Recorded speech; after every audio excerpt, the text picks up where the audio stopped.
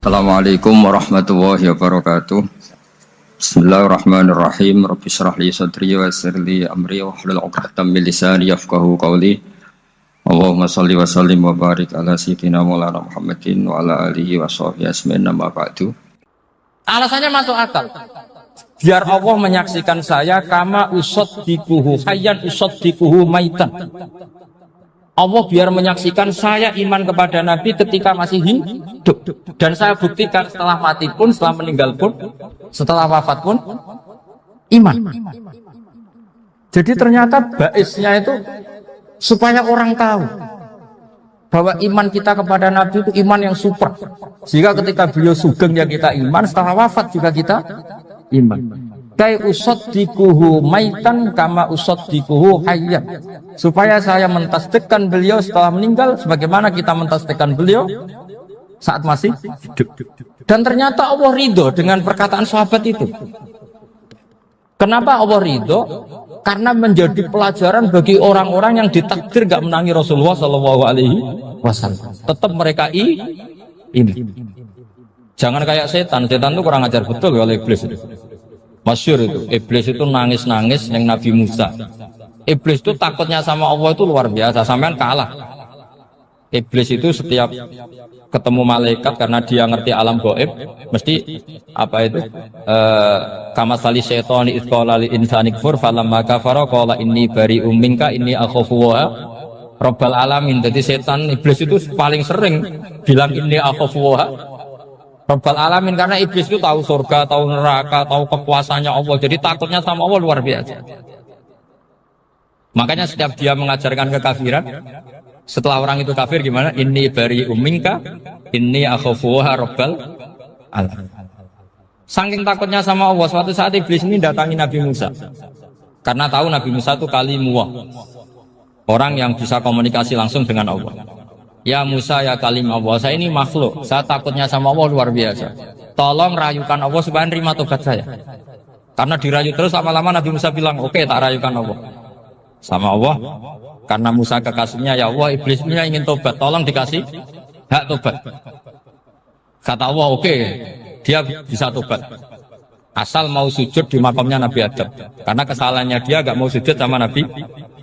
Semenang Nabi Musa karena ada cara untuk iblis menjadi tobat. Dikasih tahu sama Nabi Musa. Alhamdulillah kamu diterima tobatnya. Syaratnya apa? Sujud ke kuburannya Nabi Adam. Wah, iblis kata aslinya terus. Asjuduhu maitan wa qad la asjuduhu hayyan. Oh zaman urip aku ora gelem, mbok nek wis mati. Oh dasar setan itu. Zaman urip aku ora gelem, wis mati mbok kon sujud. Kumat maksudnya terus ya sudah terus sampai sekarang akhirnya. Kalau sekarang tidak mungkin lagi karena nggak ada Nabi Musa. Jadi ijtihadnya sahabat melihat wafatnya Rasulullah itu beda-beda dan ternyata semuanya diridhoni Allah. Karena ternyata yang suka Nabi wafat dulu adalah ingin supaya umat Islam tetap mencintai beliau, iman sama beliau, tasdik sama beliau, sebagaimana tasdik zaman sugeng. Makanya kita harus mencintai guru-guru kita. Uhibbuhu maitan kama uhibbuhu hayyan.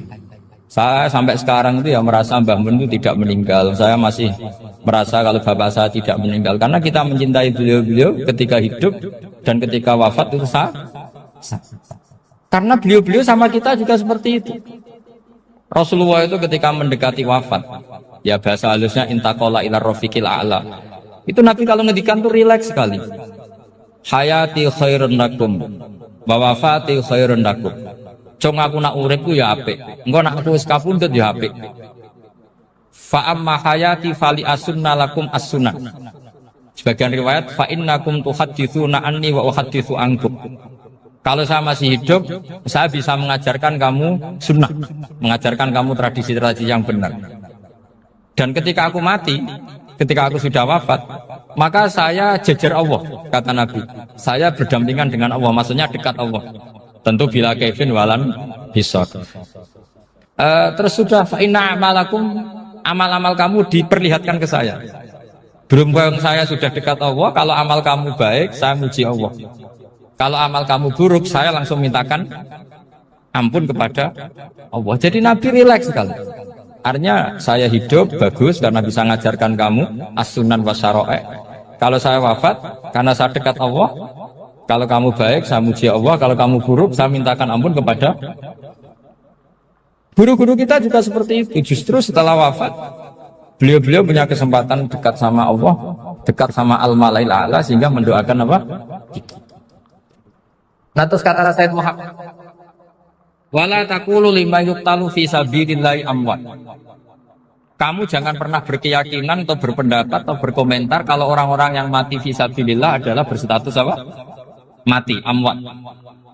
Kalah. Terus kata Sayyid Muhammad, hadza li amatis syuhada. Ketentuan ini bagi umumnya syuhada. Artinya gini, umumnya syuhada saja tidak berstatus amwat. Apalagi hadza Rasulullah sayyidul syuhada, sayyidul anbiya, sayyidul mursalin, tentu tidak pernah berstatus amwat. Ya saya ulang lagi ya, jadi zaman cara berpikir amatus syuhada, syuhada yang umum saja berstatus hidup, tidak boleh distatuskan amwat. Apalagi Rasulullah itu sayyidus syuhada, sayyidul anbiya, maka status beliau pasti hayyun la yamut, pasti beliau itu hidup tidak. Dan karena beliau itu asfaq, sangat sayang kepada kita, sebagaimana zaman beliau hidup itu sayang kepada kita, sampai nangis-nangis minta hak syafaat, maka setelah meninggalkan pun beliau pasti sayang kita dan pasti berusaha supaya kita diampuni oleh Allah Subhanahu wa ta'ala. Sehingga ada sahabat yang tadi berpendapat kalau saya nggak masalah Nabi wafat dulu, supaya Allah menyaksikan saya usaddiquhu maitan kama usaddiquhu hayya. Jadi ini cerita ya, cerita sudut-sudut pandang. Fikih itu penting sekali. Kata Sayyid Ali yang Shahibu Simtud Durar itu, wabihi qiwamus syariah, yang bisa mengawal syariat itu hanya fikih. Fikih itu ya kalau yang paling gampang untuk kita misalnya punya Fathul Qorib, Fathul Mu'in, Fathul Mu'in. Tapi yang faham betul, mesti faham itu ngelotok setengah hafal. Jangan bawa kitabnya tok, sementing sekian semester terus selesai.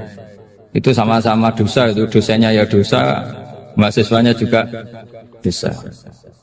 Karena sudah terlanjur sarjana agama, ternyata nggak bisa, itu kan mendingan dah sarjana agama.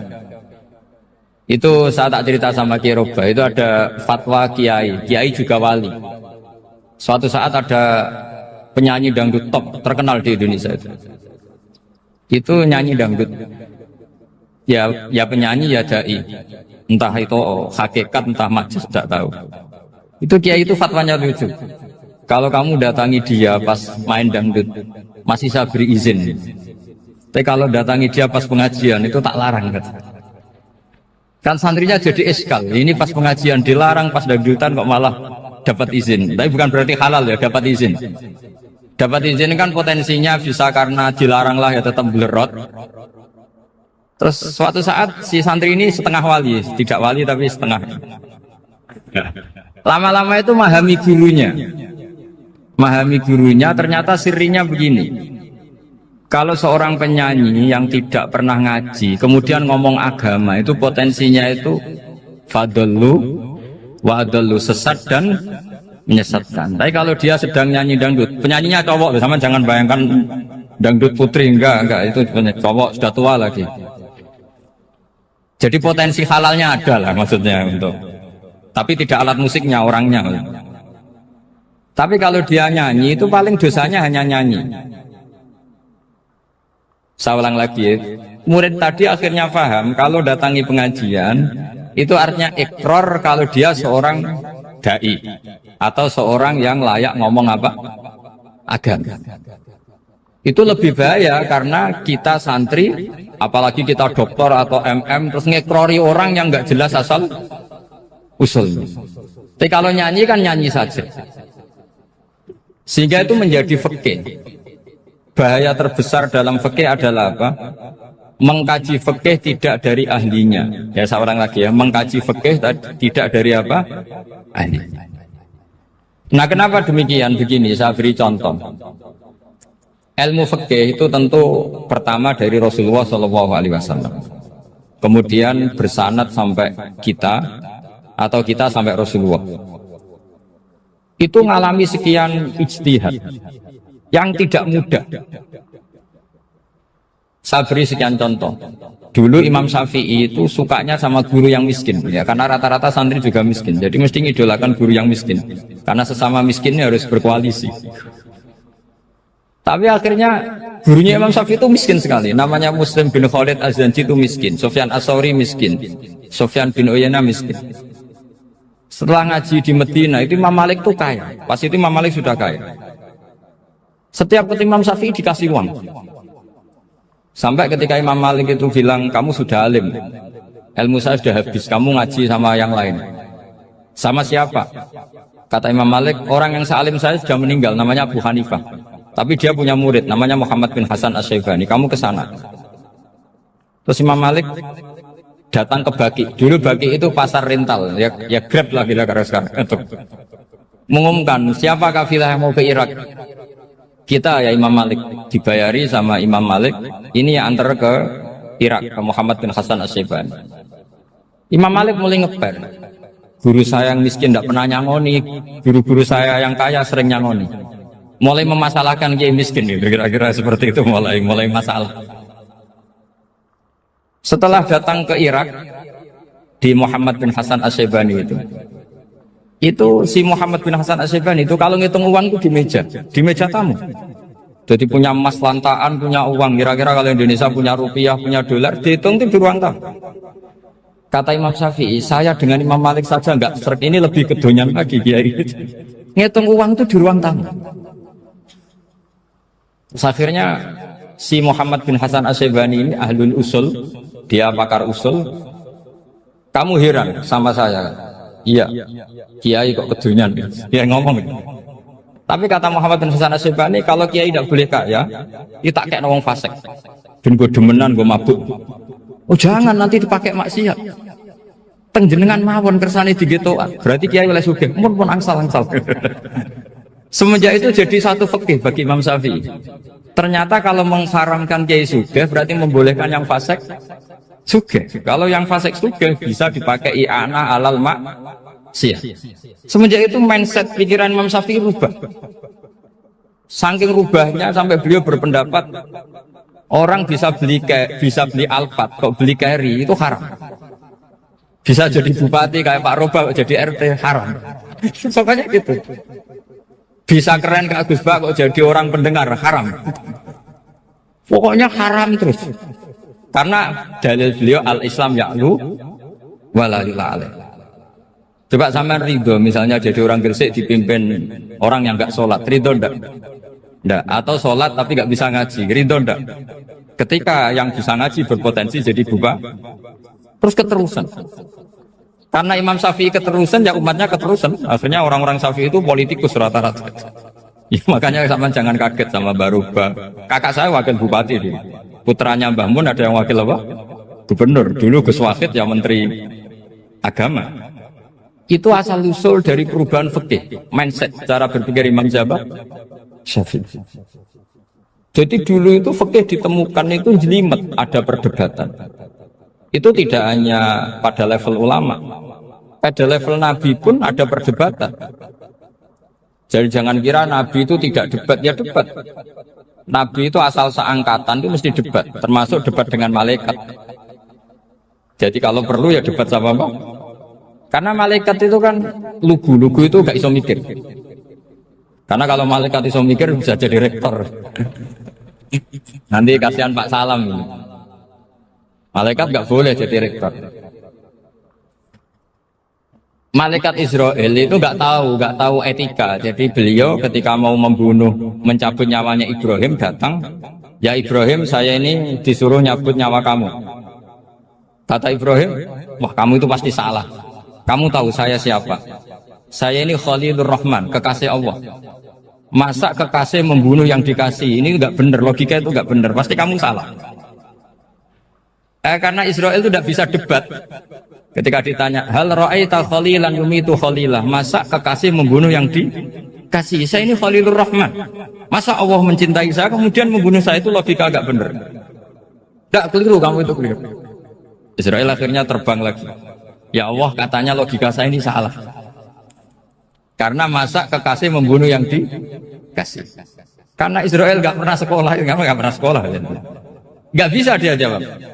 Akhirnya diajarin Allah. Dah kamu bilang gini ke Ibrahim. Hal ra'aita khalilan yakrahu ayyalqa khalila. Masa kekasih tidak siap ketemu yang dikasih. Dibalik logikanya. Akhirnya datang lagi ke Israel, kata Allah begini, masa jenengan kekasihnya tidak siap ketemu yang kau kasih. Oh ya ya oke, mati gak apa-apa. Jadi ilmu itu ngalamin perdebatan. Jadi saya datang murni karena Kiai Mas Bufin, bukan karena MC. Itu dosa besar kalau saya datang karena MC. Karena saya punya kewajiban yang lebih besar. Jadi yang bisa mengalahkan adalah a'dzama minhu, yang super besar kira-kira. Karena jelas ada riwayat inna min abaril birri silatar rojuli ahla wuddi abi. Ya, inna min abaril birri silatar rojul ahla wuddi abi. Di antara kebaikan yang sangat baik adalah seseorang menyambung teman bapaknya. Padahal sampean kan nggak mungkin teman bapak saya. Teman saya aja nggak mungkin, nggak level apalagi bapak saya kan.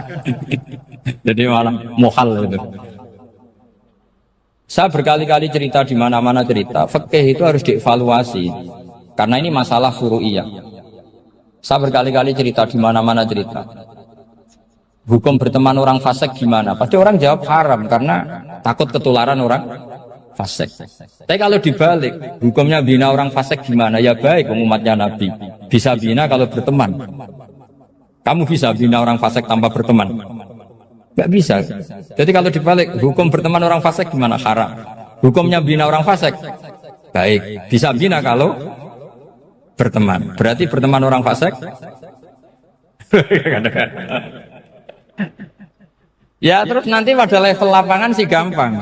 Kalau yang soleh membina yang fasik dan yang fasik ketularan yang soleh, maka ternyata kalau yang soleh ketularan fasik ya berarti ternyata buruk.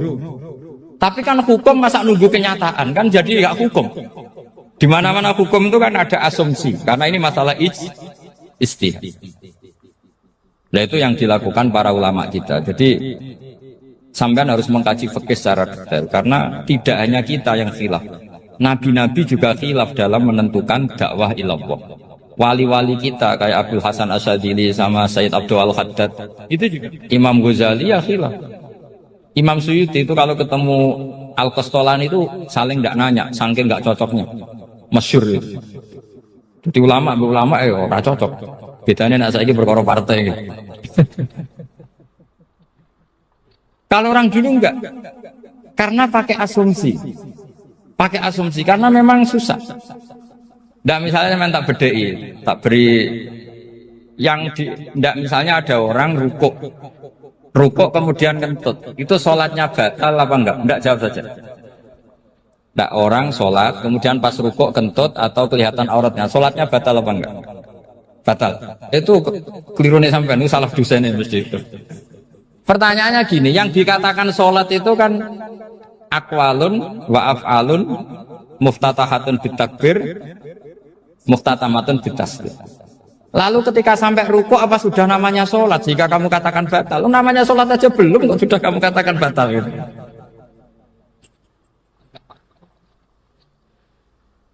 Iya kan? Jadi kalau aku mau sholat pas rukuk ngetut batal atau ora? Mestinya jawaban yang benar, ya ora sholat jadinya gitu. Karena kalau dikatakan sholat, definisinya harus sampai salah. Tapi kan kita nggak mungkin ngomong seperti itu kan, dianggap majnun. Padahal itu yang benar, yang punya kecerdasan. Nah makanya pertanyaannya, fikih itu ngikuti bahasa awam apa bahasa istilah? Kalau ngikuti bahasa awam ya kayak tadi, sholat kok pas rukuk kentut maka batal. Sebenarnya yang batal itu sholatnya apa rukuknya? Nah makanya terjadi perdebatan. Kalau yang pakar-pakar usuli itu salah istilah itu nggak mau. Saya ulang lagi, kalau pakar-pakar usuli itu salah istilah itu nggak mau. Terus misalnya tak beri contoh lagi. Kalau imam itu sudah salam pertama. Salam pertama itu yang rukun kan salam pertama. Berarti setelah salam pertama imam sudah keluar dari sholat apa belum? Yakin? Ya, sudah. Sekarang sama tak bedek. Lalu makmum itu kesunatan langsung berdiri apa nunggu imam salam kedua? Enggak, jawab saja. Nunggu salam kedua kan? Nah, itu kriminalnya sampai Anda sufi itu. Kriminalnya begini. Berarti Anda bergantung sama orang yang sudah tidak sholat. Kata kamu setelah salam pertama dia sudah tidak sholat. Berarti kamu menginstruksikan makmum berhubungan dengan orang yang sudah tidak sholat. Karena sudah keluar dari sholat ketika salam pertama. Kalau kamu di debat gitu gimana jawabnya? Pusing kan? Berarti robtul makmum bisolatiman sing wis laisa fi sholatin. Berarti menggantungkan sholat sama orang yang sebetulnya sudah tidak stop. Ada yang jawab, sebagian ulama fikih tetap disunatkan menunggu salam kedua. Karena salam kedua itu masih paket meskipun tidak rukun. Dia paketnya selesai. Tapi selalu pertanyaannya gini, lalu setelah salam pertama itu imam masih sholat enggak? Berdasarkan apa yang dijawab tuh? Nah ini pentingnya bodoh, gak mikir sebenarnya. Jadi makanya bodoh itu barokah karena gak mikir. Jadi sesuai Rabbana ma khalaqta hadza batila. Sing bodoh ya barokah, sing pinter ya barokah. Secara barokah maksiat. Surano barokah blas. Jadi ilmu itu harus mengalami satu gesekan karena logika itu bisa dibalik. Nah karena ilmu itu mengalami satu gesekan, satu logika yang bisa kayak iya kayak enggak. Sehingga jargon di dunia ijtihad itu begini. Ra'yuna shawabun yahtamilul khata' wa ra'yuka khata'un yahtamilus shawab. Pendapat saya benar tapi mungkin salah. Tapi pendapat kamu taruhannya salah dulu tapi yang mungkin benar. Jadi mustahid kalau kata mustahid itu lucu. Ngomongnya itu ra'yuna shawabun yahtamilul khata'. Pendapat saya tarifnya benar dulu tapi yang mungkin salah. Kalau pendapat kamu salah tapi ya mungkin benar atau mungkin bisa salah, ya tidak tahu, pokoknya mungkin benar. Nah kenapa demikian? Begini, di luar masalah tauhid, seorang lagi di luar masalah tauhid itu tentu ada masalah-masalah yang sifatnya ijtihadiyah. Ya saya ulang lagi, yang sifatnya apa? Ijtihadiyah. Dan ijtihadiyah ini nggak pernah selesai karena muqtadul hal, konteks kesejarahan maupun konteks kesempatan itu tidak sama. Dulu kiai-kiai itu ngaramkan dasi, ngaramkan celana karena yang celananan yang dasinan itu penjajah. Sehingga mantasabba biqaumin bahwa apa? Min. Tapi lama-lama kiai-kiai itu ya pakai dasi, pakai celana. Ya karena dianggap sudah tidak mantasabba biqaumin bahwa apa? Min. Ini ngalami pergeseran. Semua istihad itu ngalami pergeseran. Lalu pertanyaannya begini, lalu istihad apa Gus yang permanen? Yang permanen ya istihad dengan alatul istalat apa? Istihad. Saya beri contoh misalnya begini. Nabi Musa itu yang ngalami istihad. Kata beliau karena kangen Allah, itu ingin melihat Allah karena kangen. Rabbi arini anzur ilai. Qala lan tarani walakin anzur ilal jabal. Ya sudah, namanya orang kangen ya ingin melihat. Ya sudah gitu aja. Sehingga ahli ilmu kalam itu berdebat. Kalau kata ahli sunnah, karena Nabi Musa minta ingin melihat Allah, berarti melihat Allah itu jaiz, mungkin. Karena Nabi gak boleh bodoh meminta sesuatu yang mau hal. Maka antipatinya ahli sunnah terhadap pendapat Mu'tazilah itu antipati. Karena menurut pendapat Mu'tazilah Allah itu qadim, Allah itu laisa kamitslihi syai'un, sehingga gak bisa dilihat. Pertanyaannya adalah berarti Nabi Musa meminta sesuatu yang muhal, itu bodoh sekali sampai gak tahu mana muhal mana apa jaiz. Makanya kata Imam Ghazali, masa Nabi Musa yang Nabi gak tahu kalau melihat Allah itu muhal, sampai minta berarti nganggap itu jaiz atau boleh. Itu cara pandang orang-orang ahli sunnah apa? Wal jamaah. Tapi tetap saja sebagian ulama itu ya balelo, yang kayak Mu'tazilah itu ya balelo. Cara berpikir pokoknya itu karena kangen, bukan karena mungkin atau tidak mungkin. Jadi nggak mungkinnya tetap tidak mungkin. Terus mereka dalil la tudrikul absar wa huwa yudrikul absar. Nah sudut pandang ini akan terus. Ada seorang wali ditanya, kalau kamu di surga ingin melihat Allah apa enggak? Jawabnya enggak. Kenapa? Kasihan Allah. Terus kenapa? Unazzihu dzalikal jamala an-nadhari misli. Saya tidak ridho Allah yang hebat, yang keren, kemudian sing delok terima aku wong resik. Koyok gak ngergani pangeran. Sebenarnya sing delok Allah ben golongane Nabi Muhammad, Nabi Ibrahim, kowe ora usah ngilangi keren. Maksudnya itu. Jadi ada ulama itu jadi wali kalau sholat itu karena di soft belakang. Tapi jangan ditiru. Itu kan nggak lazim ya. Lazimnya kan afdhalus sufuf as-saful awal. Ketika ditanya, kenapa kamu kalau sholat di belakang? Cek DR koyok wani suwan pangeran gak ngarep. Aku sungkan ketika urip. Kalau sampean kan karena males, bukan karena sungkan. Jadi itu artinya rasa ya. Makanya nggak bisa, nggak ada ijtihad itu nggak mungkin karena perasaannya orang itu beda-beda. Itu Sayyid Abdul Al-Haddad itu kalau ngendikan masyhur, man da'a li dzalimin bil baqa faqad ahabba yusawwah fi ardi. Orang yang mendoakan orang fasik masih hidup, gak mati-mati, itu berarti suka kalau Allah dimaksiati di buminya. Wong fasik kelakuannya rak maksiat, nak mbok dongakno mari, itu berarti kamu ingin Allah didurakani terus menerus karena si fasik masih hidup. Tapi kalau Abu Hasan As-Sadili cara ngendikan gini, kalimatnya persis. Man ahabba alla yusawwahu fi ardi faqad ahabba alla tadhharu maghfiratuh. Orang yang ingin dunia ini steril, gak ada maksiat, maka sama saja berkeinginan tidak melihat luasnya maghfirahnya Allah. Sama-sama wali besar, tapi cara pandang hubungannya dengan Allah seperti itu.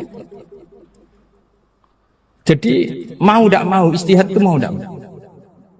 Makanya tidak usah dipertentangkan misalnya cara berpakaian, cara apa, yang penting sesuai aturan Islam ya sudah. Karena ini urusan rasa. Urusan apa? Rasa. Itu Syekh Hasan Basri itu sering jagungan sama Robiah Hadawiyah. Itu secara fikih salah. Tapi pas itu ulama fikih ditanya, kenapa Anda tidak komentar terhadap dua wali besar yang sering ketemu? Andai kan semua santri seperti itu akan saya halalkan, kata. Karena nggak mungkin punya nafsu. Sehingga fikih dulu memang masih asli. Kamu lihat di takrib misalnya, lelaki melihat perempuan itu nggak boleh kecuali sekian alasan. Termasuk boleh itu litaklim karena mengajar atau lil muamalah. Ini yang mulai masalah. Ada warung kopi, penjaganya cantik, santri-santri ngopi. Ini lil muamalah, kan kasus ini. Mau disalahkan tuh ada takbirnya. Mau dibenarkan ini jelas fasik kan, jelas fasik. Maksudnya sudah fasik sebelum itu ditambah itu, jadi fasiknya permanen. Nah pertanyaannya adalah, kalau kamu ngajar mbak-mbak, kemudian hafal yang cantik yang enggak, itu taklim lin nazar apa nazar di taklim? Itu taklim apa modus? Makanya kalau ngopi cari bakul yang cantik, itu muamalah untuk nazar apa nazar untuk muamalah? Loh kalau saya ngopi dengan kiroba pasti halal. Karena begini, berjalan saja, bareng capek, nggak tahu itu warungnya siapa, terus berhenti ngopi. Kebetulan bakule cantik. Nah itu mungkin halal, karena kan saya nggak milih-milih. Ingin ngopi kebetulan bakule cantik. Kalau kamu kan nggak hafal daftarnya. Wah itu mesti haram gitu, mesti haram gitu. Karena berarti kan kamu menjadikan ngopi ini modus. Gue jagani nak takok pangeran, lo kok nazar? Muamalah Gusti, muamalah. Itu mesti modus. Maka fikih itu harus dikawal oleh tasawuf. Kalau ndak, semua hukum fikih bisa diakalin. Makanya Imam Bukhari punya satu bab namanya Kitabul Khiyab. Bab mengkhilaf fikih. Beliau itu antinya sama Abu Hanifah itu luar biasa. Gak ada ulama dibenci Imam Bukhari kayak Abu Hanifah. Masyhur itu. Untungnya beliau gak menangi Abu Hanifah. Kalau menangi geger terus, bisa bahsul masail terus. Itu Abu Hanifah itu ulama yang suka khilah. Khilah itu ngerekayasa hukum. Misalnya begini, saya ini puasa agak lemes, ujian agak lemes, apalagi kiai serapati di duit, santri beling-beling lemes. Apa mangan itu kan, poso-poso kok mangan kan gak keren. Supaya saya bisa makan dan halal, saya bisa ngajak kiai robai ya jalan-jalan. Jalan-jalan nyari yang jarak 2 marhalah, ya sudah, terus bisa makan. Kalau ditanya Allah kok makan, musafir. Jadi bolehkah insya'us safar menciptakan pergi demi untuk supaya boleh iftar? Boleh enggak jenengan? Enggak boleh, alasannya apa? Kan pergi. Perginya juga enggak maksiat. Itu khilaf. Tapi Sayyid Muhammad, Abuya Sayyid Muhammad, Muhammad bin Alawi, Sayyid Muhammad itu membela Abu Hanifah. Artinya membela jangan semua khilaf itu diharamkan. Karena itu cara, saya ulang lagi, karena itu cara untuk mengawal bahwa hukum Allah itu luas. Karena kalau nggak ada khilaf itu ya kita kesulitan. Kita kesulitan. Misalnya begini, ini penjelasannya, makanya kita harus sering mendengar. Saya itu dulu masih sangat fikih itu protes, kenapa ada puluhan polisi wanita? Itu kan pekerjaan cowok ya, pekerjaan pria. Tapi setelah mendapat penjelasan dari polisi itu alasannya masuk akal, Gus. Kadang-kadang orang nakal itu menyembunyikan narkoba itu di alat wanitanya. Itu kalau semua lelaki polisi kayak jenengan itu kan masalah itu. Sehingga memang harus ada polisi wanita karena sebagian pengedar narkoba itu perempuan dan menyembunyikannya di tempat itu. Kalau semua polisi cowok kan nggak kebayang. Sehingga kita akhirnya mendengar membolehkan polisi itu wanita. Ada wilayah yang harus wanita. Begitu juga ada pertanyaan, kenapa sih dokter kandungan itu cowok? Saya punya banyak santri yang muhibin saya itu dokter kandungan. Tak tanya, kamu itu kok cowok kok jadi dokter kandungan? Kan pekerjaannya seperti itu. Dia jawabnya lucu. Dari 10 yang tes jadi dokter kandungan, itu yang cewek itu lulus 2. Yang cowok lulus semua. Karena ketika cewek dites melihat ketuban pecah darah itu langsung pingsan. Sehingga yang secara psikologi dablek itu kan memang lelaki. Jadi serawongnya sewakit santes. Kadang nggak lahir-lahir cinta ini nang jopo rokokan santai. Itu kalau cewek yang jadi dokter kandungan itu nunggu jam 11, jam 4 sudah pingsan. Nah ini cerita, bukan berarti saya menghalalkan, enggak. Kita harus mendengar, saya ulang lagi, kita harus apa? Dan itu setelah mendengar, itu nanti jadi disiplin ilmu, yaitu namanya fikih. Karena ilmu fikih itu sebetulnya gampang. Sampai kalau ngaji i'anah, itu kelihatan fikih itu gampang, karena ada logika yang terbangun.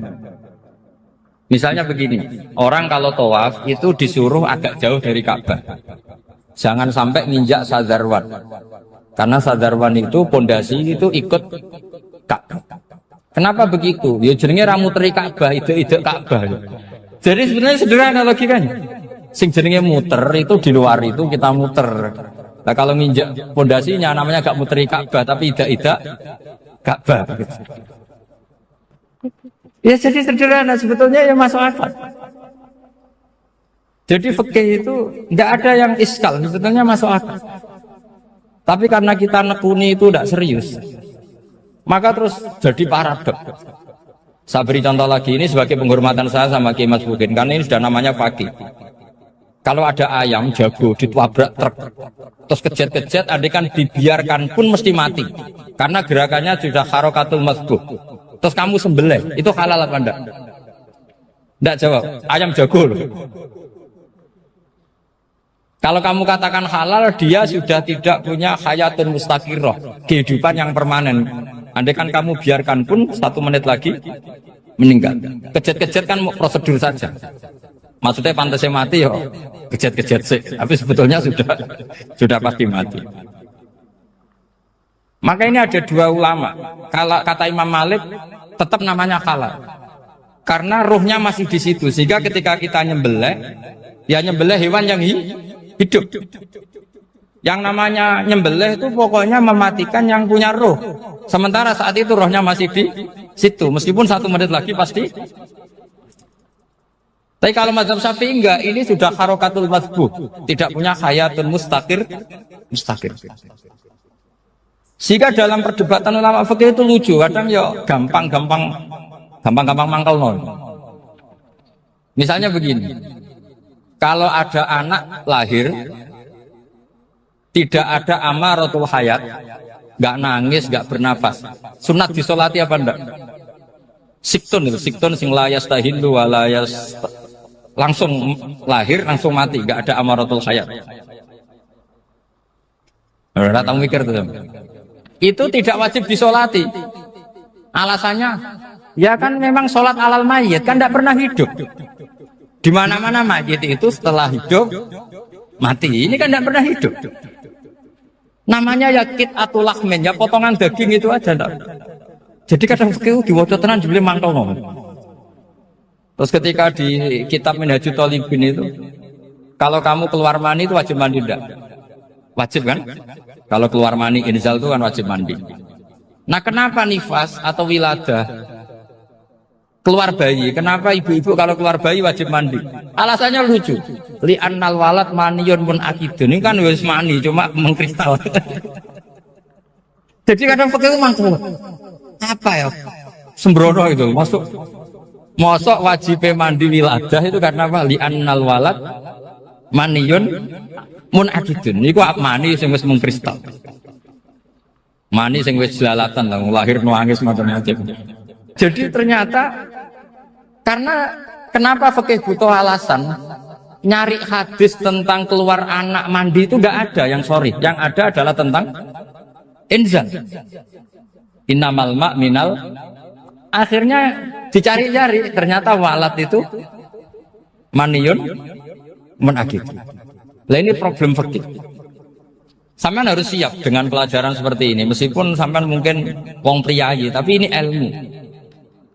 Ya, saya ulang lagi, ini ilmu. Sehingga ulama itu mau tidak mau harus mau mendengar. Karena logika yang terbangun itu nunggu kalau mendengar kayak tadi. Nabi malaikat Israel baru sadar, masa kekasih bunuh yang dikasih. Masuk akal juga Israel. Kalau sama sampean sih nggak nerima tetap selonang-selonang ini masalah Ibrahim Khalilur Rahman. Sehingga kita di alasan fikih itu harus kita dengar. Saya dulu itu, saya sampai sekarang itu sama kalau bayi lahir masih sudah berbentuk bayi, saya sendiri berpendapat sebaiknya disolatin kalau sudah berbentuk bayi, meskipun tidak nangis, tidak ada amaratul hayat. Kan yang digugurkan itu wajibnya, bukan masalah boleh dan tidak. Itu banyaklah perdebatan ulama di bab itu. Saya beri contoh lagi perdebatan ulama. Ini contoh-contoh fikih karena ini khusus penghormatan status fakih tadi.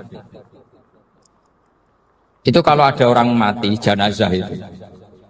Jenazah itu kalau sholat itu kan umumnya jenazah di depan, kita nyolati di belakang. Itu yang mengatakan begitu ya tidak punya alasan, ya taunya mulai dulu begitu, di mana-mana nyolati jenazah, jenazahnya di depan. Tapi di kitab Makhali jelas diterangkan, kata kaul sani tidak wajib. Alasannya yang lucu, fa indal janazah laisat bi imamin. Jenazah itu tidak imam, kenapa harus di depan? Kan kacau kan? Lu coba alasannya di depan apa? Dia ada imam kok. Nah barokahnya fikih itu, sehingga kita melihat di Arab Saudi sekarang itu jenazah kan di belakang, tapi kita tetap nyolati apa? Mayit. Kalau di Arab Saudi musim haji itu jenazahnya di kamar mayit, tapi kita nyolati. Itu satu-satunya takbir ya tadi, fa innal janazah laisat bimanzilatil imam. Tapi jangan praktekkan, nanti dia kepaliran sesat. Saya hanya cerita ilmu, jangan dipraktekkan. Kalau dipraktekkan masih jadi aliran sesat. Mono jenazah ning guri mame kok ngarep aliran sesat. Sebetulnya bukan sesat tuh. Uji coba fikih. Ya karena tadi fa innal janazah laisat bimanzilatil. Bukti lagi kalau sampean sholat ghaib. Sholat ghaib ini misalnya mayitnya di Surabaya, boleh enggak sholat ghaib di sini? Terus jenazahnya di belakang kamu apa depan kamu? Nah ini kan fikih itu pokoknya gitu. Makanya standar furu'iyah itu susah. Karena perdebatannya itu mirip-mirip, kayak iya, kayak tidak, kayak. Makanya dulu zaman sahabat, ada sahabat itu mencintai Rasulullah. Senengannya sowan. Bukti cinta sowan. Banyak juga yang sahabat bukti cinta Nabi itu tidak pernah sowan. Alasannya ganggu. Kenapa kamu jarang sowan Nabi? Saya sering jamaah sama Nabi, saya tidak pernah sowan. Kenapa? Ganggu. Biar Nabi kalau di rumah sama anak istrinya, saya tidak mau ganggu. Makanya saya termasuk kiai yang gak pati seneng disowani. Karena ya itu tadi. Kalau ngulang seneng saya, kalau disowani biasa. Kalau kiai roba itu nilai, nak pernah sepuh jadi rasuan nilai. Jadi beda. Saya sering ditilii kiai sepuh. Tapi bahasanya tentu tidak sowan, tapi nopo nilai. Kalau sowan itu kan nafkah itu seperti itu. Jadi ada disiplin, di situ ada disiplin ilmu. Yang kadang kita tidak cocok. Makanya Imam Syafi'i sendiri ngendikan, kadang beliau dengan gurunya, dengan Imam Malik sampai ngarang ikhtilafu Malik. Beliau punya data yang beliau itu sedang nggak sama dengan gurunya, yaitu Imam siapa? Malik. Karena mindsetnya itu beda. Tidak sampai misalnya saya tanya, sholat itu harus menghadap kemana? Tidak, jawab saja. Kiblat ya. Ukurannya apa coba? Namanya madhep. Wajah apa dada? Imam Syafi'i milihnya dada. Sekarang praktekkan dalam dialog keseharian. Saya jagungan sama Kiai Roba seperti ini, terus wajah saya begini, madhep enggak? Nah itu masalah. Terus pertanyaannya, madhep dengan dada itu fis sholat apa fil qiyam?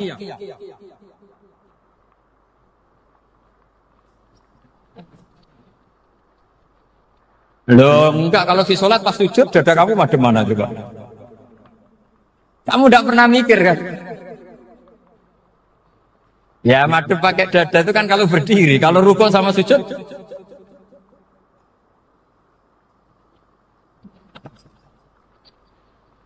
Loh itu ulama itu jelimet gitu.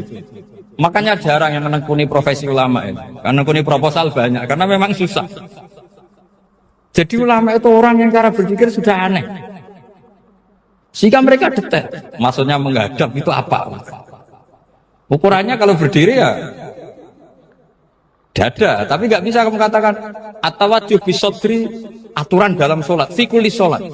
Pertanyaannya lah kalau rukuk sama sujud, dadanya menghadap kemana aja? Maka itu ilmu yang sudah jelimet.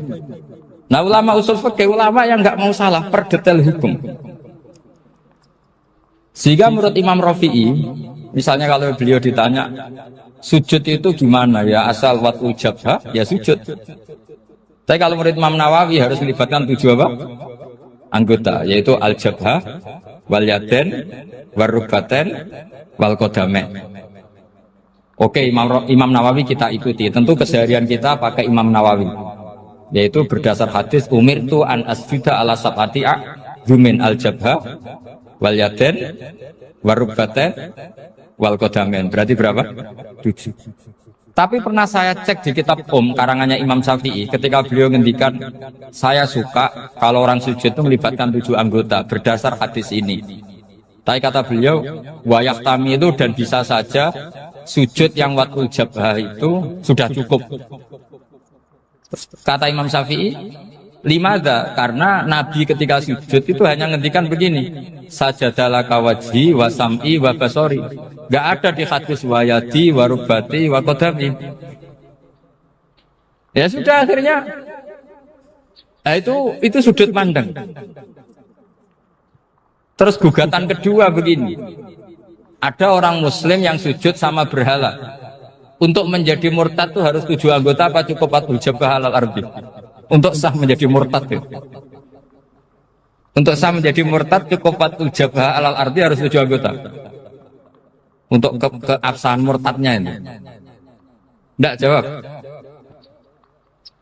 Makanya ini tugas dosen-dosen ini meminterkan ini.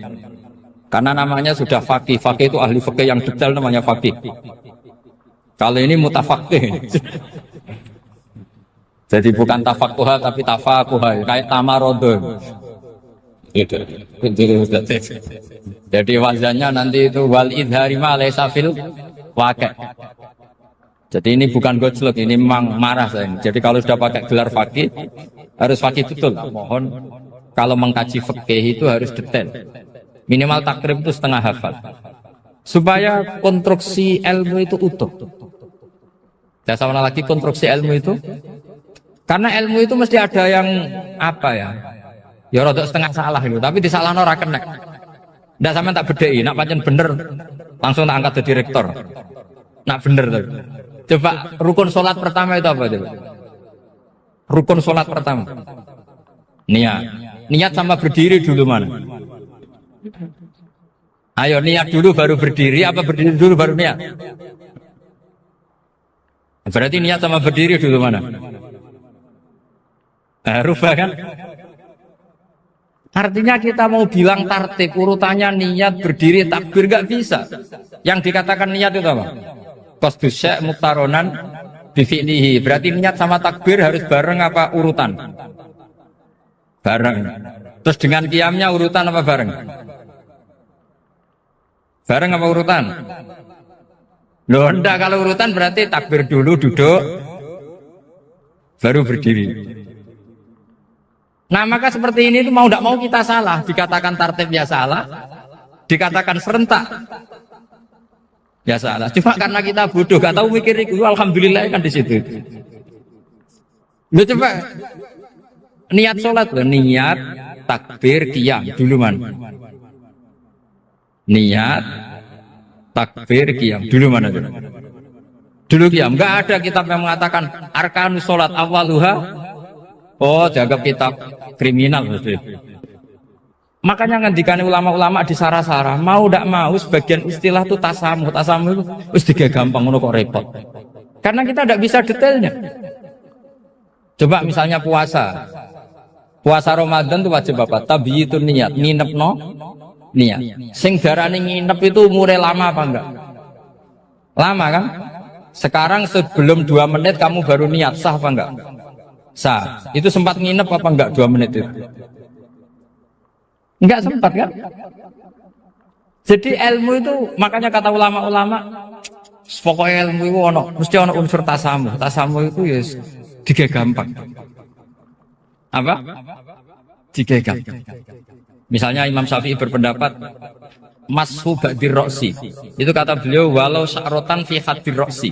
Meskipun satu rambut asal masih di wilayah kepala, tapi kalau rambut itu dikeliwir dibasuh di sini nggak sah, karena sudah keluar dari batas apa? Kepala. Imam Syafi'i cara berpikir kan, yes ini jenenge basuh sirah.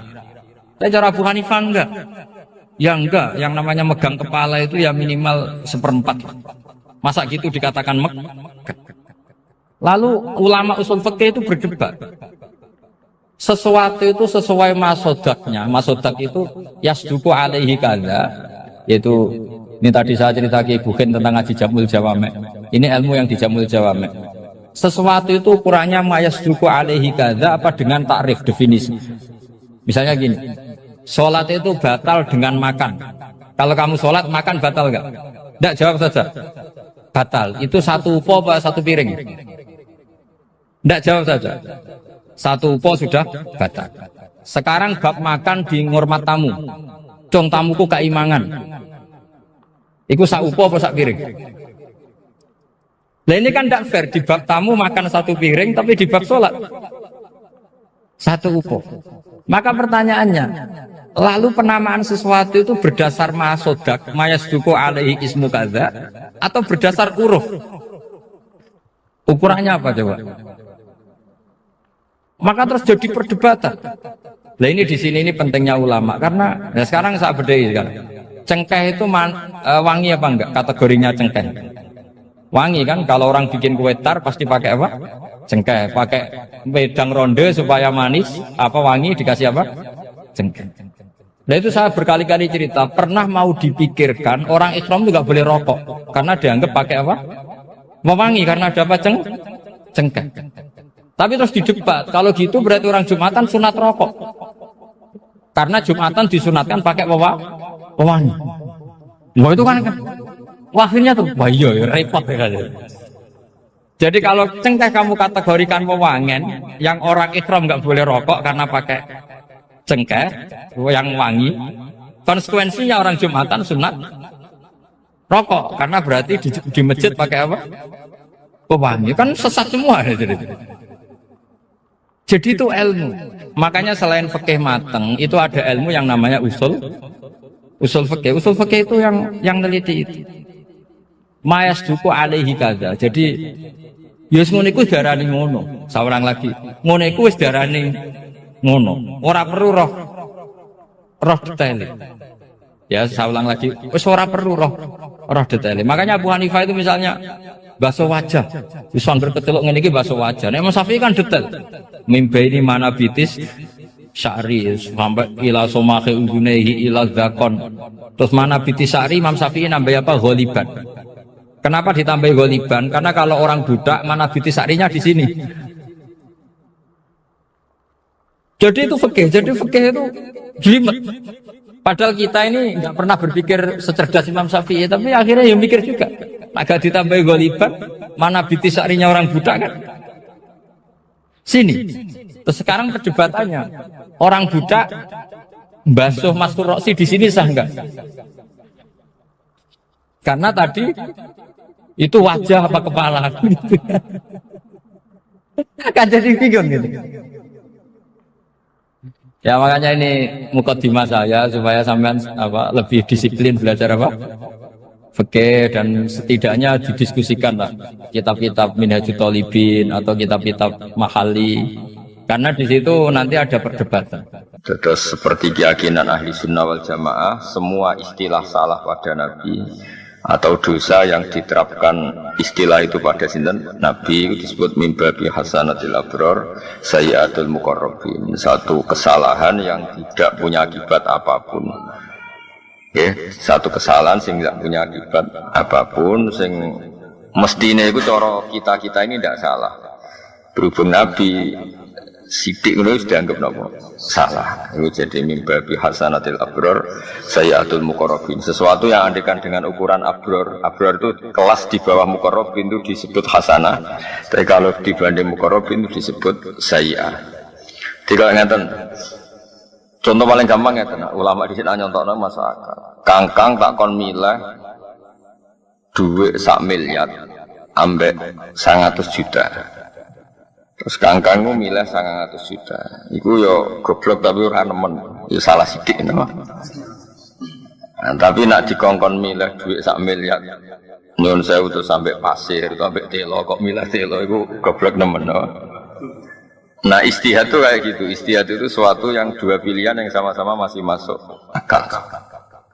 Ayo jadi sama-sama masuk akal itu mimbabi hasanatil abrar sayyatul muqarrabin. Tapi nak liyane gak masuk akal itu wis pancen salah tenan kok. Salah tenan.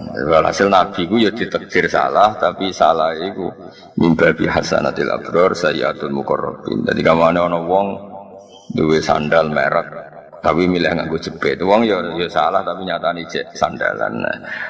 Yes, pokoknya afdal lebih fadil, mesti afal. Pokoknya tidak sampai fatal, apa?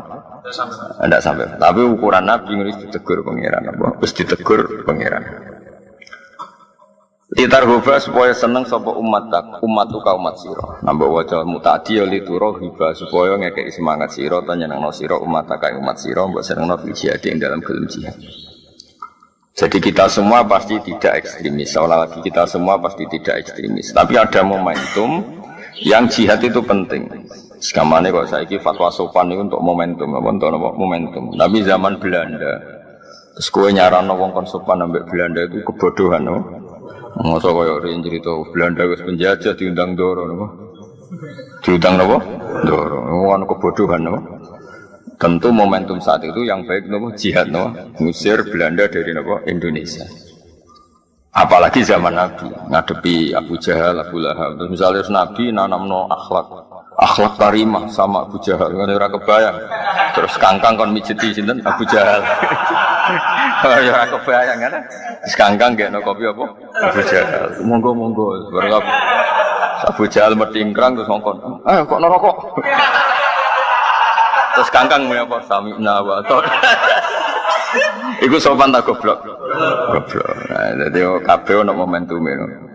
Biar jaga wong liberal. Islam itu jihad, Islam itu pedang, Islam itu saif, Islam itu radikal orang ono momentum.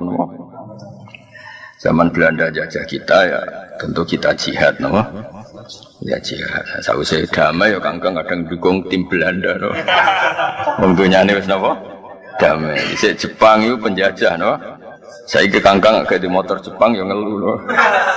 Kabeh iku momentum napa? Momentum. Nah iku jenenge kabeh iku muqtadul hal. Kabeh iku muqtadul hal. Jadi melane al-hukmu yaduru ma'ilatihi wujudan wa adaman. Wa al-hukmu yaduru ma'ilatihi wujudan. Kayak calon mertuamu nganggep kowe saiki prospek. Bareng didelok kok ngentekno donya dianggap problem. Dia tahu di statusno prospek, saiki di statusno problem. Utawa waliah. Pertama dianggap mantu sing go musibah. Jebule karir apik. Nah, berarti sangka problem jadi berkah. Utawa zigzag kadang problem. Kadang problem, kadang berkah, kadang problem, kadang berkah. Itu jenenge mantu varian no. Tapi apapun itu kabeh hukum itu ana muqtadal hal. Nabi yo pernah damai mbek wong kafir, nggih nate perang, nggih nate damai lagi. Kabeh iku muqtadal hal. Sebab apa al-hukmu ya duru ma'ilatihi wujudan wa adaman. Jadi al-hukmu te hukum ya duru itu berputar apa hukum ma'ilatihi sertane alasane hukum wujudan baik zaman wujude atau adaman atau zaman ora anane. Di Allah beberapa kali nyarano kudu damai mbek wong kafir. Karena jenis yang suka damai disebut kafir dhimmi, kafir muahad, kafir musta'man. Kayak kafir-kafir Indonesia itu kafir damai. Nah ada momentum di mana kita ini diperangi, ya berarti kafirnya harbi, melebuni qatilul ladina yuqatilunakum. Ya kowe kudu merangi wong sing merangi kowe. Masuk zaman Jepang reneng jajah kowe monggo nak ngersakno mateni mbok kula. Anu ya goblok no. Masa ana akhlak karimah ganggu Abu Jahal wae terus kowe apa gak kopi sinten? Abu Jahal. Ada lu mijeti Abu Jahal. Lucu to wae. Bareng dikongkon menapa sam'an wa ta'atan. Napa sam'an? Takok kok bar mijiti Abu Jahal, madosi berkah. Kacau gak? Kacau. Jadi kabeh ku ana naife ketika momentumnya kelewat ku ana naife. Nabi nate damai lami, nate perang lami, nate setengah damai, setengah perang kabeh ku pokoke muqtadul hal napa? Muqtadul hal. Dadi wa utawi ikilah dambun kok Nabi diistilahno salah padahal hakikatnya Nabi mboten nate salah maksum iku muawwalun den takwil li ismatil anbiya krana kajagane para nabi alaihi wassalatu wassalam. Jadi Nabi ketika ada istilah salah itu harus kita takwil karena Nabi berstatus maksum. Meskipun ana istilah sangka Allah disebut min dambika napa? Tapi tetap kita takwil, napa kita takwil. Ya sekamane wae. Barang sepele lah, nak pancen salah ya koyo dianggap salah. Ya wae misale ana wong dikei dhuwit 1 juta, ambek 950.000. Kok milih 900.000 ya terus koyo salah, no? Mergo bandingan ya 1 juta. Meskipun tidak punya akibat apa-apa, napa mboten gadah akibat. Nah, kira-kira salah Nabi itu mirip-mirip seperti itu. Salah yang enggak punya akibat apa. Tapi nak salah ini kan fatal. Kon ning nggon sing lapang, milah mlebu neraka, itu kan salah fatal. Ana ratan apik liwat terus mobil mbok liwat jurang ya apik. Itu fatal kan? Nah, fatal itu kan. Jadi kabeh itu ada. Nah, salahnya Nabi itu tidak pernah seperti itu. Namun tidak pernah. Misalnya saya beri contoh. Allah itu mangkel banget ambek wong munafik, mangkel banget.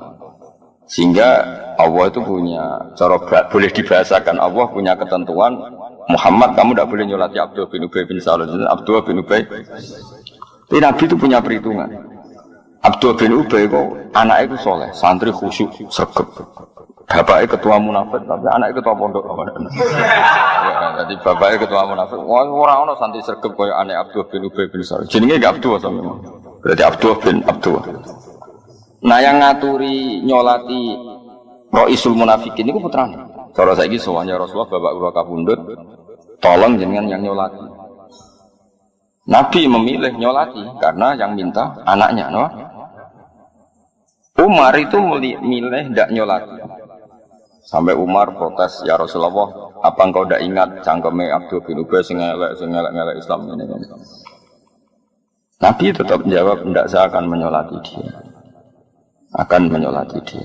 Tapi kan ngeten-ngeten sesuai walhasil terakhir pas Nabi sudah di depan jenazahnya Abdul bin Ubay, Allah ngendikan wala tusolli ala ahadim minhum mata abada. Kamu Muhammad jangan pernah nyolati orang-orang munafik.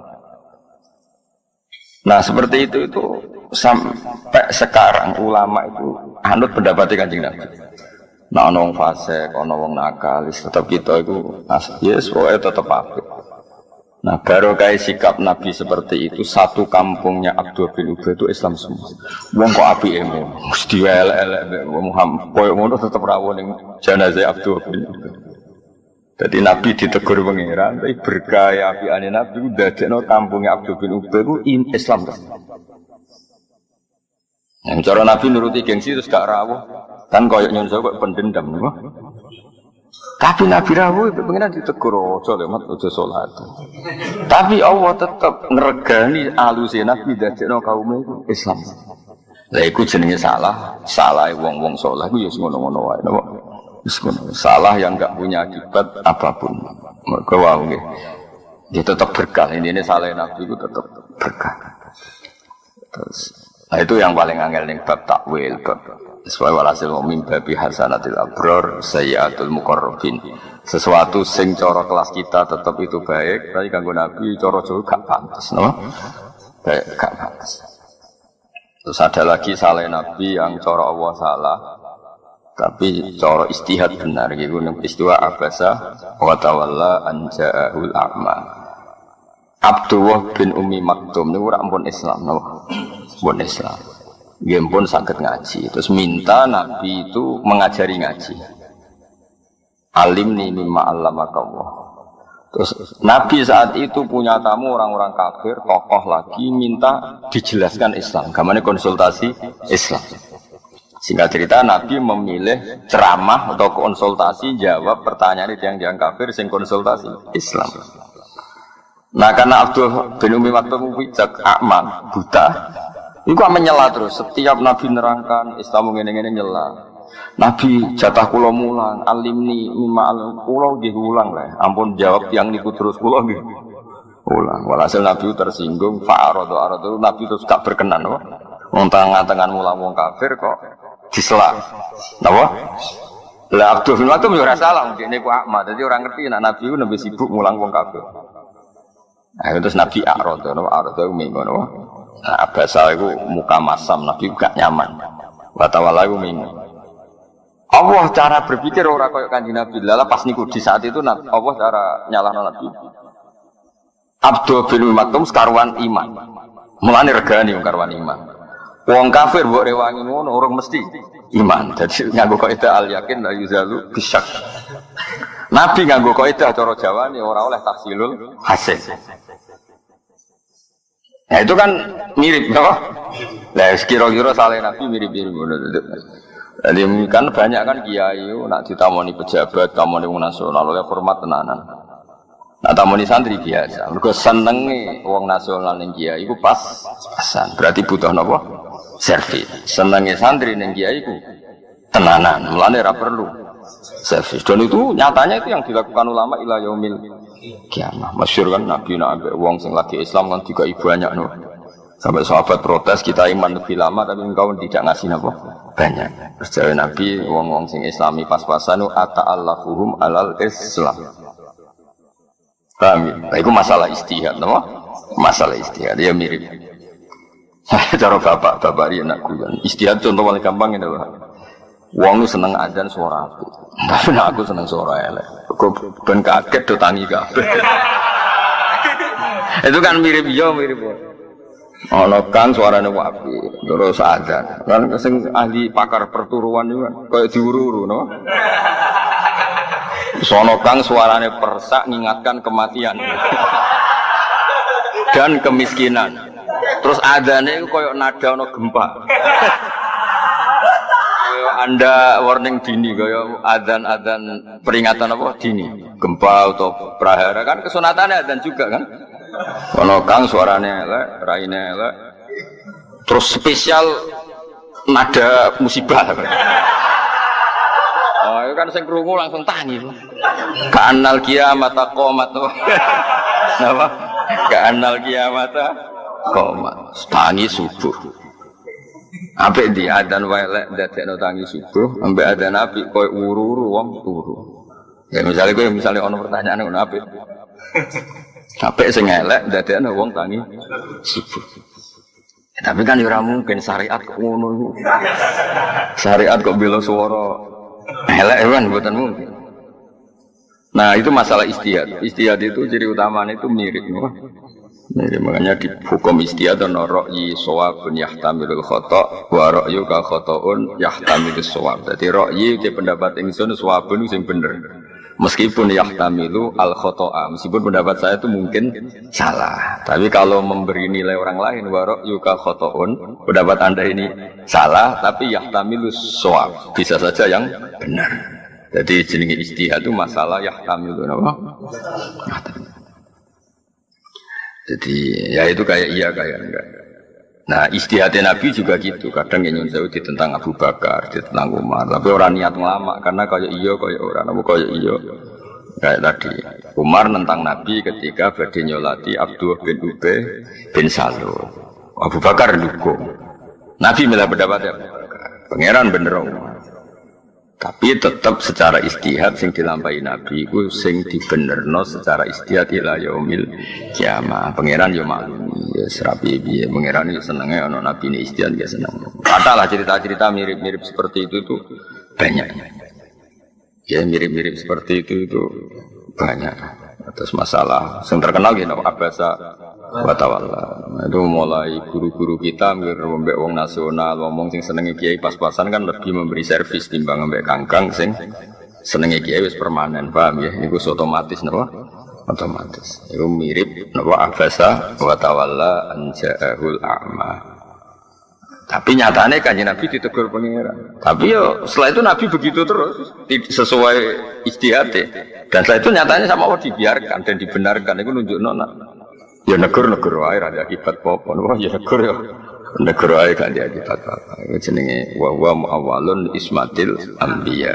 Dan itu ya tidak semua kesalahan itu akibat fatal. Ya sekali kangkang. Sakjane cara teori sing dadi imam iku apik sing paling apik. Apik sing paling misale kangkang yang milih sing wis umur, ahli fikih sing ngene-ngene.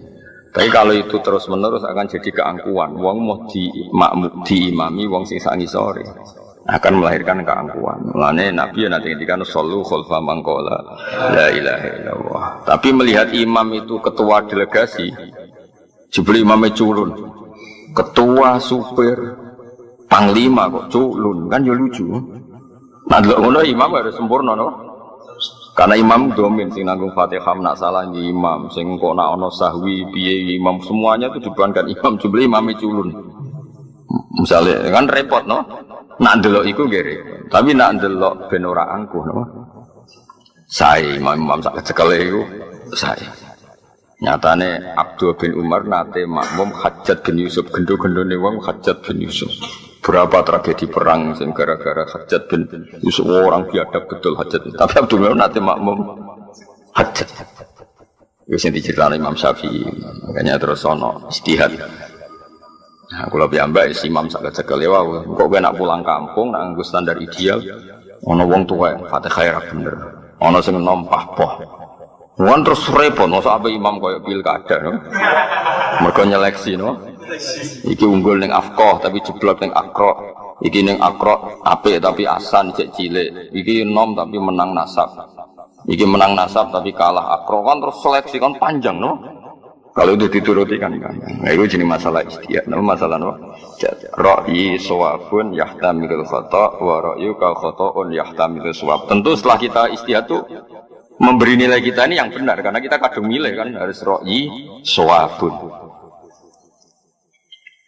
Jadi kata sekolah milih di pondok ora kakean pelaturan, ora kakean keamanan. Nanti kalau kebanyakan keamanan nanti orang terlatih takut sama keamanan, tidak takut sama Allah Subhanahu wa taala. Itu kan jangka panjangnya tidak bagus. Tapi ada juga pondok yang suka ada keamanan. Sebagai hidayat pas-pasan itu dikawal. Jadi kiai-kiai sing pondoknya keamanannya agak, itu yakin nak santri hidayatnya pas. Sehingga butuh apa? Keamanan. Lah aku itu yakin kangkang tawakalnya bener. Saya mondok kurang kiriman tetap bahagia nek saking tinggine tawakal ya. Kiriman kurang, wong tua saya pas asa, tetap happy karena tawakalnya kelas tinggi.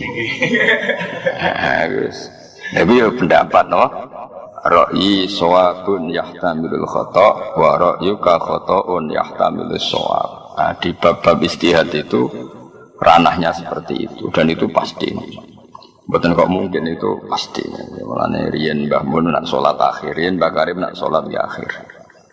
Nak cara sing pro salat awal iku piye-piye wektu iku gak mesti urip ya ora mesti. Mulane tabadur ning nang salat nang wis no.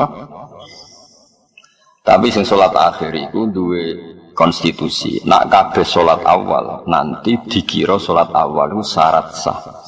Sehingga ngono ana salat dhuwur jam 2 terus koyo ora sah. Mulane kudu ana kiai sing jaga salat akhir wektu ben wong roh batas akhir. Paham ya, roh? Umpama saiki kiai sak Indonesia kuwabe salat awal wektu, engko sing salat jam 2 kok tersangka. Wis aku nak pas mulai contoh paling gampang. Kangkang nak lagi mulai terus salat dhuwur jam 2. Dianggap capek ta jambeling. Jambeling kan? Selain faktane beling maksudnya itu. Jajal ya. Nah ning pondok salat jam 2 kan kok tenang, loh. Wis do ngerti nek iku rong kharajal waktu. Jajal ke, mulai. Wong tuamu terus kowe salat jam 2 kok subuh mepet tuluus samsi. Santri opo? Tapi yo mau nak kabeh salat awal nanti dikira itu syarat sah. Suatu saat sing salat akhir dianggap boten sah. Ana sono sini rakati salat akhir. Sing masyhur atau terkenal Mbah Karim. Mbah Mun niku salat akhir terus. Ya selalu ada, tapi ya tidak banyak. Tapi harus selalu ada. Itu jenis istihad, no? Istihad itu suatu sing mau wa eling-eling apa ra'yi sawabun yahtamilul khata wa ra'yuka khata'un yahtamilus shawab. Jadi kalau kita sudah kadung mikir ngambil kesimpulan ya kita harus yakin ini yang benar, no? Meskipun kita sadar mungkin salah. Dan pendapat orang lain karena kita tidak setuju ya kita beri tok salah dulu meskipun mungkin benar. Nah itu kan saya ana wong didik anak ana sing sitok manja. Timbang anakku manja mbek wong liya tak manja. Terus ana sing sitok ora nak dimanja mari ngelama terus mbek anak dinas. Ya potensinya sama. Dimanja yang mungkin dinina bubukkan terus goblok, dikerasi ya mungkin minggat. Potensi bahayanya ya sama. Ganggang ora ora wong tuane istihate piye ora ora. Kok dadi ngene iki ora ora istihate. Gak dimanja kiriman gak ganggang. Betul. Berarti wong tuamu nganggep kowe ku ahli tirakat. Iku siji. Atau kemungkinan dianggap ora prospek kok dibiayai. Nah, ora prospek kok.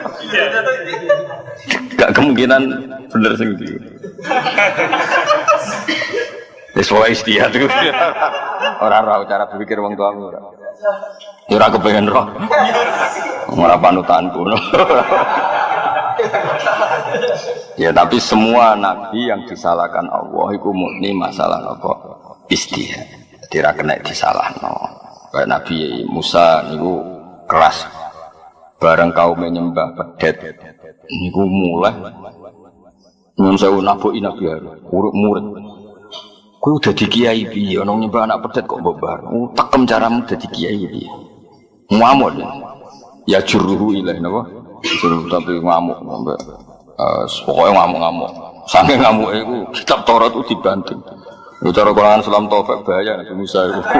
Wong kitab suci kok dibanting hukumnya bahaya gitu cara gitu. Wa alqal alwaha wa akhadha fi ra'si akhihi yajruhu ilaih. Warang dene kan. Nabi Harun kakak lebih sepuh. Barang diuring-uringi Nabi Musa dibuanting Nabi Harun tenang. Qala ya ibna umma la ta'khud bi rihiyati wala bi ra'si. Inni khasyitu an taqula farraqta baina bani Israil. Nabi Musa muring-muring pangeran seneng. Mosok ana umat sing nyembah anak pedet Nabi Musa teko santai. Teko ngerti umatnya sesat, misalnya nyun cara kangkang tetap ngopi, terus tenang. Pangeran kan terus ini Nabi opo ora kemungkaran kok tenang-tenangnya Nabi opo kan ngono. Mulane Nabi Musa dipuji pangeran walam maroja Musa ila qaumi khutbana marah besar kan ya ora lucu misalnya mulai umatnya nyembah pedet terus Nabi Musa teko tenang. Dikabari ini nembedo nyembah pedet tenang, tetap ngopi, sarapan tenang. Kan ya lucu Nabi. Tapi bareng mureng-mureng nyalahno Nabi Harun, pangeran ya tersinggung ya nyalahno. Isam kok mureng-mureng. Wong sing ngongkon kowe uzlah 40 dina iku sok. Nganti do nyembah anak pedet kok tinggal uzlah. Akhirnya seneng ae. Lah ya ngene, lah Nabi ku salah ngene iku. Misale ra mureng-mureng apa nyalahno. Piye Nabi jeng ngono barang hak diinjak-injak kok meneng ae. Ya salah.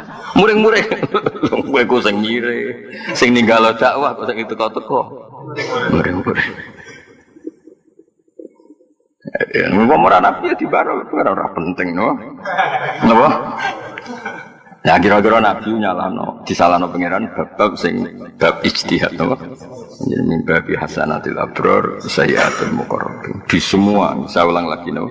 Di semua perilaku Nabi nak cara lahir dianggap salah niku muawwalun napa muawwal ditakwil mergo ismatil anbiya mergo kabeh nabi iku maksum ya maksum ya sudah maksum paham kabeh di semua kok Nabi Ibrahim nate njalukno sepuro bapake padahal bapake cara lahir itu kafir ya disalahno mbek pengiran wong kafir mbok njalukno sepuro tapi kok misalnya Nabi Ibrahim kok mangkot mbek bapake iku ajarane sapa wong kok ambek wong tuane kok ngono. Dia sing pangeran ngono. Pangeran hobine ora ambek nabine iku. Ya sekarang kena dipantau ya faluma biasa. Pangeran ya terserah pangeran. Misalnya Nabi Ibrahim pertama wangkot mbek wong tuane kuras, disiplin mergo wong tuane misale cara lahir kafir itu salah no. Ajarane sapa wong tuane keras. Tapi bareng apian nemen-nemen nganti istighfar. Sing ngongkon sapa. Lah terus Nabi wis apa dawuh mengkane wa ma adri ma yufalu bi wala bikum in atabu ila ma yuha ila pada akhirnya itu hubungannya dengan Allah itu ubudiyah itu ya ubudiyah merasa tidak tahu merasa tidak siapa-siapa mau anut apa sing diperintah Allah Subhanahu wa taala itu sudah paham ya terus itu masalah-masalah istihad eling-eling masalah-masalah apa istihad. Mana Nabi sering diutus Allah kan ngendikan wa in adri la'allahu fitnatul lakum wa mata'un ilahin. Dunia sing terkait sosial itu aku ora roh. Bundi sing bener masalah sosial itu bukan masalah agama, masalah apa?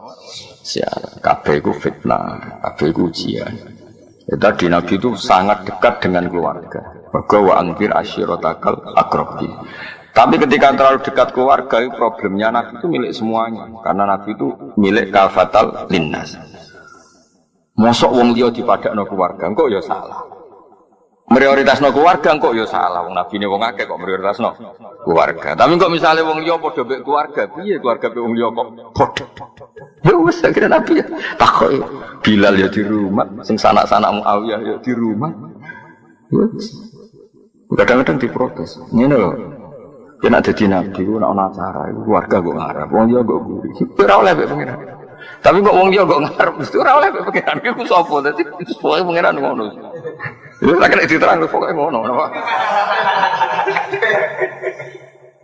dong ya tapi itu tadi tidak ada salah yang fatal nggih tidak ada salah kabeh iku masalah ijtihad napa masalah ijtihad terus Nabi badhe nyolati Abdullah bin Ubay bin Salul Nabi disalahno pangeran tapi barokah ijtihad Nabi iku dinut para wali ila yaumil qiyamah enggak ada kan nyon sewu bocah-bocah sing mati oplosan, kiai-kiai do rawuh nyolati. Mergo ibuke dari majelis taklim, anake geng lah iku ibuke melok majelis ya ngregani ibuke, napa ngregani. Ya padha Nabi rawuh ning Abdul bin Ubay bin Salul ngregani anake. Paham ya? Niku tengene sarah-sarah hadis, para syurahul hadis dan sampai wakila aslama bimaji ila Abdullah bin Ubay alfu baitin min qaum. Sampai gara-gara saene Nabi niku 1000 rumah niku Islam.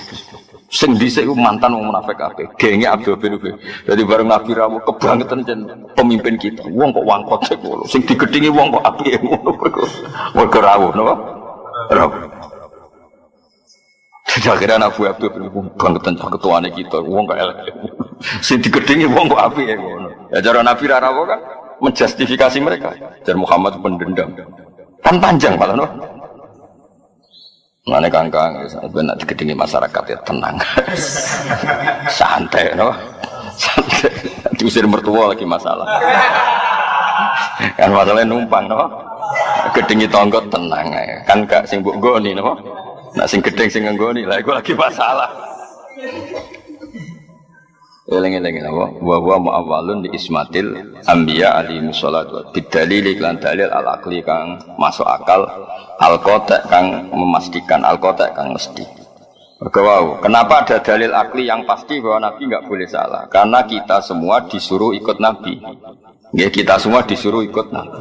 Kalau Nabi salah berarti kita disuruh ikut salah. Padahal nggak mungkin Allah memerintahkan kesalahan. Paham ya? Logikanya jadi kita semua diutus ikut Nabi. Kalau faktanya Nabi salah berarti kita disuruh ikut salah. Padahal Allah tidak mungkin memerintahkan kesalahan. Maka kesalahannya Nabi itu mimbabi hasanatil abdor sayyatul muqarrab. Ini pun harus diisi. Nabi itu ada kepastian secara dalil akal selamat minad dunub sayang berapa dosa. Dosa tidak salah Nabi karena wow masalah apa istihadiyah apa masalah istihadiyah walamu telam lam sini goni liyaghfira lakawa kan tadi ada lam liyaghfira lakawa walamu telam lam liyaghfira iku lil ilati karena ilat al ghaiyati kang bangsa tutup famat khuluha mongko utawi sing dileboni lam iku musabbabun iku mau sesuatu sing akibat la sababun ora kok dadi sebab. Nah, itu masalah-masalah mantek. Jadi ini Muhammad kita paringi menang. Ben Allah nyepuro kowe. Maksudnya akibatnya menang itu di sepuro. Orang kok di sepuro itu sebab. Maksudnya ngeten ya. Ini kangkang sing biasa melarat, biasa lemah itu kudu belajar niki. Ada hal-hal yang kamu lemah itu musibah, salah. Misalnya orang Islam kiri kabeh terus buruhnya Cina, misalnya buruhnya non Muslim. Gara-gara kiri lemah jadi buruh. Mereka berhak ngelarang kita sholat. Ya, nak sholat dipecat. Saya ulang lagi ya. Kangkang sing melarat, kudu tobat lah. Maksudnya ya jangan teman-teman melarat. Bibi itu tidak semuanya melarat lemah itu baik. Ya saya ulang lagi. Tidak semuanya melarat lemah itu baik. Misalnya gini. Misalnya orang Islam itu lemah melarat, lemah. SDM-nya rendah, terus jadi buruh, jadi apa? Terus bosnya melarang sholat. Kalau sholat dipecat, kita kalah enggak? Kalah kan? Terus negara dikelola orang non Muslim yang jahat sama Islam. Masjid dianggap ilegal, kriminal, ibadah dianggap kriminal. Problem enggak? Lemah itu problem, no? Ka'bah juga gitu. Ketika Nabi masih lemah, itu di seputar Ka'bah itu ada berhala 360 jumlahnya. Ketua gengnya yang mimpin Abu Jahal. Semua ritual tentang kemusyrikan. Sekarang Ka'bah menjadi steril dari kemusyrikan. Barokah Nabi tawaduk, barokah Nabi menang. Menang. Nah, di sini itu menang itu penting, no? Dan di antara sebab ghufrane Allah, itu mergo Nabi itu menang. Karena ada hal-hal yang nggak bisa diselesaikan dengan kalah, harus dengan menang. Mana kangkang rasa dewa, no ini miskinan, wa amin fakot kunta miskinan, no dari rasa dungo fakot kunta miskinan. Jadi malaikat malah kaget, ini miskinan, wes ngono mat. Jawabnya, ya jadi eling-eling. Maksudnya kangkang kalau suwon sing melarat, sing tawadhu yo. Ya aja nikmati teman-teman, ya dinikmati aja. Suatu saat kowe kudu mulai kowe posisi menang. Mbok kapan namanya mati ora apa-apa. Penting tahu menang, karena baru kayak menang kamu bisa mewarnai kampung kamu. Tapi nek kalah, ndak kan? Ya saya ulang lagi. Ketika Ka'bah diatur sedemikian rupa, bebas berhala, bebas kemusyrikan. Iku baru kayak Nabi menang, baru kayak Nabi tawadhu. Menang. Sehingga kabeh Nabi kudu tahu menang. Inna fatahna laka fatham. Tapi menangin Nabi karena beliau figur yang sempurna, yo menang yo tawadhu. Itu ideal, apa? Tapi kan pernah ada periode bahwa tawadhu itu nyuwun sewu tidak menyelesaikan masalah. Paham ya? Mulane kudu inna fatah. Misalnya kita waduk tok bojomu loro, wong tuamu loro. Mau munamuni matur nuwun mbek nyumbang kan yo repot.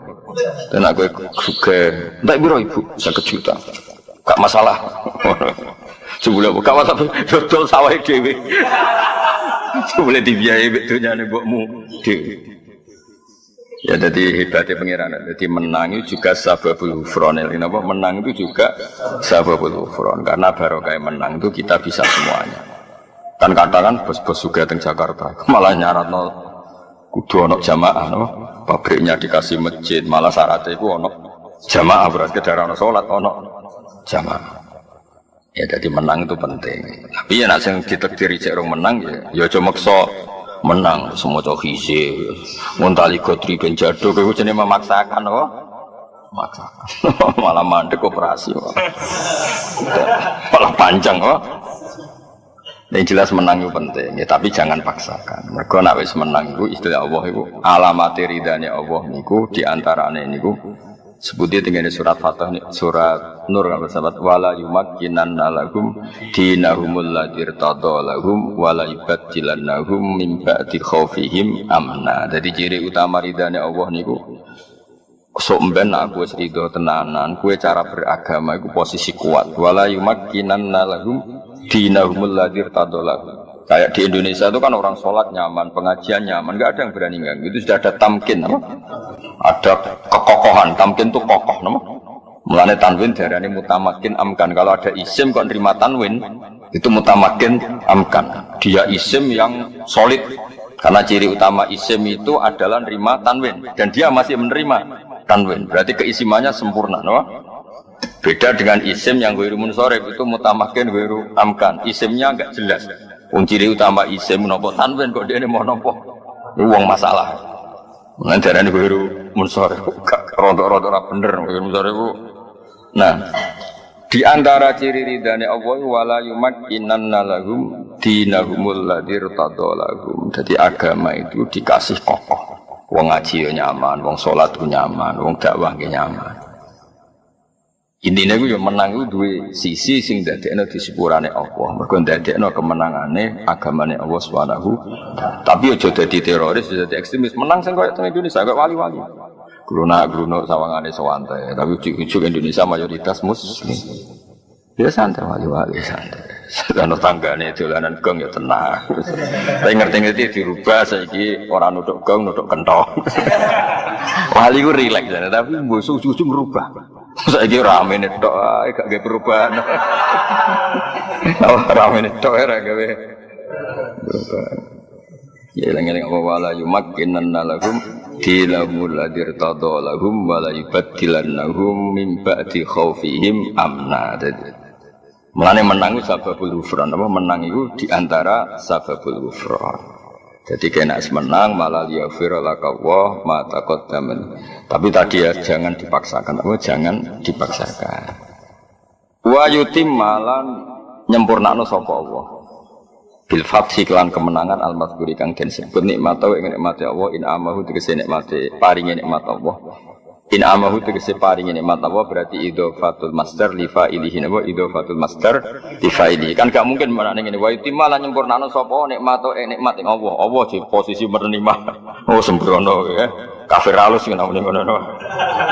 Lah ya masa Allah posisi al-mun'am sing diparingi nikmat. Tentu Allah al-mun'im napa? Berarti apa? Nikmatahu ing nikmate Allah. Berarti Allah posisi fa'il. Mulane digenti in amahu napa? Ing oleh paring nikmat Allah. Imam Suyuti sangira percaya nek kowe mergo nek nikmat tahu kuatire nikmate Allah, mosok apa entuk nikmat. Terus diganti napa? In amahu. Allah nyempurnakno paringi nikmat ning alika ing atase sira. Wa dialan nunjukno sapa wa ka ing sira bihi kelawan ikilah fathu kemenangan mriki. Siratan ing dalan tarikan tegese dalan mustaqiman kang jejeg. Ya iya kan gara-gara Nabi menang kan bisa bikin aturan. Sekarang yang tawaf enggak boleh telanjang. Dulu Abu Jahal CS dia aturan, sing tawaf kudu telanjang. Kan kacau semua sistem kacau. Yang menjadi tidak kacau karena Nabi itu menang. Karena Nabi menang bisa bikin aturan, loh. Nah, bisa bikin aturan, bisa ngatur baru kayak menang, baru kayak tawaf. Menang. Tapi menang-menangan. Ya kayak gue lah misalnya kayak kumpul mertua menang, duit wekmu, mobil wekmu, apa wekmu, kan iso ngatur. Bar maghrib deres.